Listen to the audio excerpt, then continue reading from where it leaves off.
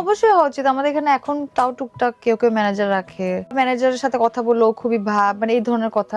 আমাদের এখানে সিস্টেম তৈরি হয় না যে আর্টিস্ট ম্যানেজমেন্ট এত গুরুত্বপূর্ণ। একটা অ্যাক্টর বা ডিরেক্টর কেন রেমুনেশন নিয়ে কথা বলে? এটা আমার জব না ভাইয়া, আর খুবই ইনসাল্টিং, হিউমিলেটিং। কারণ প্রথমত টাকাটা যেমন গুরুত্বপূর্ণ, সেই সাথে সম্মানটাও গুরুত্বপূর্ণ।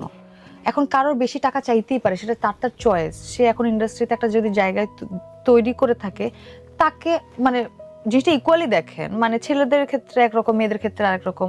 মেয়েরা তো সর্বোচ্চ পাংচুয়াল, ডেডিকেটেড। তারপরও ধরেন আমি যদি বলি, এরকম আমার অনেক কলিগ আছে যাদের ওই অর্থে কোনো সিনেমা হিটই নাই, হয়তো তার নাম আছে, তার ফ্যান ফলোয়ার আছে, কিন্তু তাকে আপনি বিজ্ঞাপনে বা সিনেমায় অনেক টাকা দিবেন, কিন্তু সে সমসাময়িক একই ওর ততটুকুই নেম ভ্যালু আছে, ফেম ভ্যালু আছে, সবই আছে, কিন্তু ওকে রেমুনেশনটা দিবেন না। এগুলো নিয়ে কিন্তু আমি এখন ফাইট করি। মানে আমার রেমুনেশনের জন্য এখন আমি স্ট্যান্ড করি, যেটা আগে করতাম না। আগে তো খুব প্যাশন কাজ করতেছি এসে। এখন কিন্তু আমার কাছে রেমুনেশনটাও ইম্পর্টেন্ট, কারণ আমার আইডেন্টিটি, আমার পরের লিগেসি, আমার পরের জেনারেশন যাতে একটা ফাইট না করে, পরের জেনারেশন যাতে একটা ছেলে মেয়ে ও যোগ্য হলেও রেমুনেশন পাবে। শুধুমাত্র স্টার আছে, ওর ফলোয়ার আছে, এটা কোনো যোগ্যতা হতে পারে না। আপনার ফলোয়ার আছে, হিরো আলমেরও ফলো আছে।